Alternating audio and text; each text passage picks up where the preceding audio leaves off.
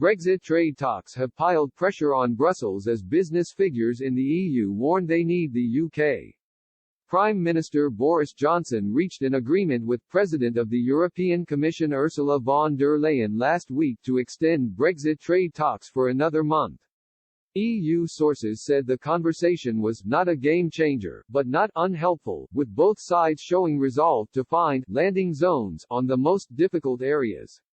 It comes after the EU and UK negotiators have clashed over their respective red lines, leading to stalled negotiations. Brussels negotiator Michel Barnier has demanded the EU keep access to UK waters, or Britain will be excluded from European markets. Meanwhile, the UK's internal market bill has infuriated the bloc as it seeks to override the withdrawal agreement. As a no-deal scenario has looked increasingly likely, businesses in Europe have expressed concern.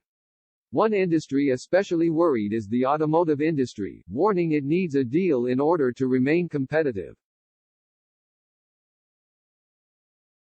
CLEPA, the body representing European suppliers and one of the 23 signatories, warned that a disorderly exit of the UK will exacerbate the stress amid the economic crisis and the transition to a greener, more automated industry.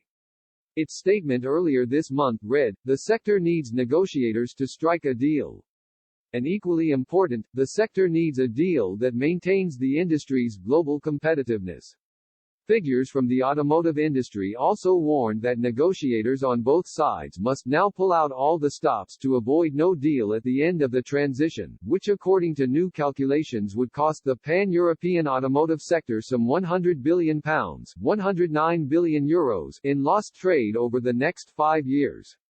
They said this would put jobs at risk in a sector that supports 14.6 million livelihoods, representing 1 in 15 of EU and UK jobs.